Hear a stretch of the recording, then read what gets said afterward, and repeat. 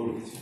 Primarily আমরা মানে এটার কোনো পোশাকি নাম কিছু নেই, এটা অনেক জায়গায় দিয়ে হয়তো প্র্যাকটিসটা আছে, বাট আমরা এটা খুব রিলিজিয়াসলি করতে চাইছি। সেটা হচ্ছে আমাদের কাছে যে আমাদের একটা অফিসিয়াল প্রতিদিনের শেষে আমাদের কাছে একটা সিটে করি, যেটাকে মর্নিং রিপোর্ট করি আমরা পরিভাষা।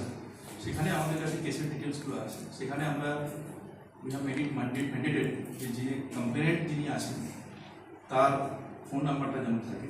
সেক্ষেত্রে আমরা স্পেশালি যে কেসগুলোর ক্ষেত্রে আমরা খুব ভালো ফিল করতে পারি, যে যেখানে someone is feeling deprived, repressed, torture, discriminated against, যেখানে একটা জেনুইন একটা অপরাধ হয়েছে, এবং সেখানে আমরা আমাদের তরফ থেকে তাকে কল করা, সুপিরিয়র অফিসারের তরফ থেকে আমি নিজেও সেটা করব, এবং তাদের যে আমরা পাশে আছি, এবং পুরো এই ধরনের কেসগুলোর ক্ষেত্রে তাদের যে ভিউটা ডেইলি বেসিসে স্টক টেকিং করা, যে সংশ্লিষ্ট যে থানা সেটা ঠিকঠাকভাবে তদন্ত করছে কিনা,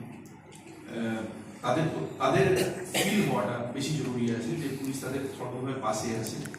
তো সেই তাদেরকে আপডেটেড রাখা, যে কী ফাইন্ডিংস আছে, বা যদি সেটা তাদের মনোমত কাঙ্ক্ষিত রেজাল্ট সবসময় পাওয়া যায় না, কিন্তু সেক্ষেত্রে ধোঁয়াশা থাকে, সেটা কেন হচ্ছে না, সেটা সেই জায়গাতেও আমরা একটা ক্লারিটি রাখার চেষ্টা করব। The end of the day যারা সহনাগরিক আছে তারা যেন একটা ফিল করে যে when they have approached police they will definitely be getting the justice, এবং they all of them should be feeling reassured যে একদম starting from the rank of constable to SP একদম পাশে আছে। আমি উদাহরণ দিয়ে যদি বলি, যে ধরুন আমাদের কারো বাড়িতে যদি একটা ধরুন চুরির ঘটনা ঘটেছে, বেড়াতে গিয়েছিলাম, আমি খুব ছোটো স্কেলিং বলছি, যেটা আমাদের যে কোনো কারোর সঙ্গে হতে পারে, বা বাড়ির বোনটা বা মেয়েটা কোথাও একটা ইভটিজিং বা কেউ তাকে ডিস্টার্ব করেছে, ইনসার্জ কেসেস হয়তো খানিকটা দ্বিধা জড়তা নিয়ে তারা সেই রিল্যাকনেসটা ওভারকাম করে থানাকে তারা রিচ আউট করে। তারপরে যদি তারা সেটা ফিল করে যে একদম এসপি অফিস থেকে অ্যাডিশনাল এসপি সাহেব বা এসপি সাহেব নিজে তাদেরকে ফোনে কথা বলছেন, বা তার অফিস থেকে যে আপনি স্যাটিসফাইড কিনা, আইওটি রিলেট ঠিক ছিল কিনা, আপনাদের সঙ্গে যোগাযোগ হয়েছে কিনা, তদন্তটা ঠিকঠাক হচ্ছে কিনা, সেটা বোঝার চেষ্টা করা হচ্ছে, এবং তাকে ফুললি অ্যাসিওর করা হচ্ছে। তাহলে অল অফ ইউ, আমার বাড়ির সঙ্গে ঘটুক, আপনার বাড়ির সঙ্গে ঘটুক, আমরা ভীষণ একটা অন্যরকম আমাদের ফিলিং হবে। তো সেটাই আমরা এখানে পূর্ব মেদিনীপুরে যারা আমাদের সহনাগরিক আছে তাদেরকে দেওয়ার চেষ্টা করছি। এটা ইনিশিয়েটিভটা আপনারাও ছড়িয়ে দেবেন, এটা আমরা আশা করব। তারাও যদি আমাদেরকে রিচ আউট করেন, আমরা একটা নাম্বার ইয়ারমার্ক করেছি আমরা, সেটাকে আমরা খুব তাড়াতাড়ি যতটা সম্ভব ডিসিমিনেট করব। আমরা আশা করবো যে খুব দ্রুত সবার কাছে এটা পৌঁছেও যাবে আপনাদের থ্রু দিয়ে। তো এটাই আছে। তো ওখানে যদি এক্ষুনি আমরা নাম্বারটা বলে দিচ্ছি, তো এই নাম্বারটা কার কাছে এটা আছে, এটা নতুন এটা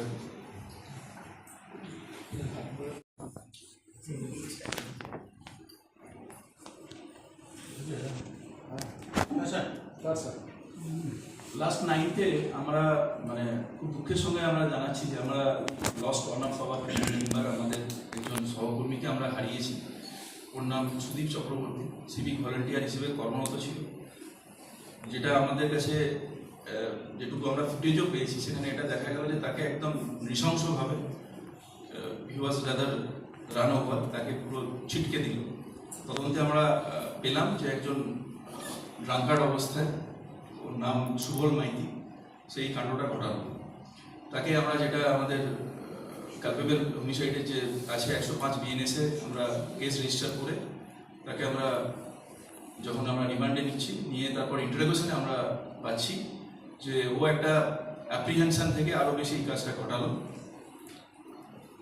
এবং সেটা ওর কাছ থেকে যে লিডগুলো পেলাম সেটাকে আমরা প্রপার এসওপি মেনটেন করে ডিসইন্টারেস্টেড উইটনেসদের প্রেজেন্সে আমাদের টিম, পুলিশ টিম যখন গেল, সেটা আমরা বুঝতে পারলাম যে ও তাড়াতাড়ি ওইভাবে ওকে উড়িয়ে দিয়ে দেয়, ও চলে গেল। এবং ওর কাছে যে ব্যাগটা ছিল, যেটাতে ফেক কারেন্সি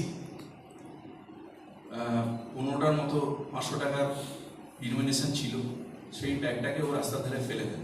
সেটাকে আমরা প্রপার প্রসিডিওর মেনটেন করে আমরা সিজ করেছি, এবং এফআইসিএনের কেস আমরা রুজু করেছি। সেখানেতে যেটা আমাদের 179, 180 এবং 61(2) বিএনএসে সেটা হয়েছে। এক্ষেত্রেও আমরা তাকে রিমান্ডে নেব, এবং ফার্দার ওর এই যে কোথা থেকেও আসছিল, এই র্যাকেটের সঙ্গে আরও কিছু আছে কিনা জড়িত, যে কো প্যাসেঞ্জার ছিল তার কি ইনভলভমেন্ট আছে, everything will be looked into. এবং এই যে আমাদের সিভিক ভলেন্টিয়ারকে আমরা হারালাম, তার সঙ্গে এর কোনো পুরনো শত্রুতা ইত্যাদি, এই অ্যাঙ্গেলটাও আমরা, যেটা কালপেবল হোমিসাইডের কেস হয়েছে, ইন রিগার্ডস টু দ্যাট আমরা খতিয়ে দেব। তদন্ত প্রাথমিক স্তরে আছে, এটুকু আমরা এখন আপনাদেরকে জানাচ্ছি। ওর ওই যে ব্যাগটাতে আর কি অন্য কোনো টাকা পয়সা বা অন্য কোনো কিছু ছিল না, প্রাইমারিলি এটা ছিল যেটাকে ও he wanted to get rid of that.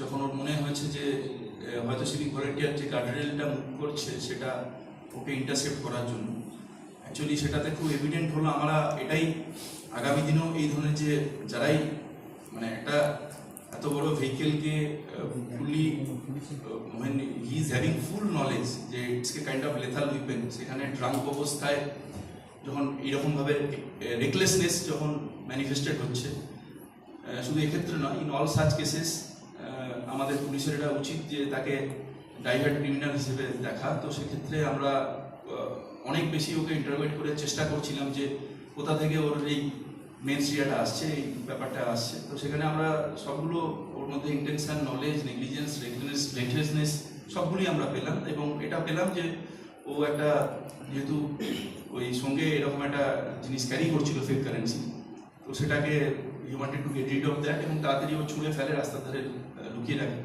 সেটাকেই আমরা প্রপারলি সিজ করেছি। এর কোনো ফার্স্ট ক্রিমিনাল রেকর্ড?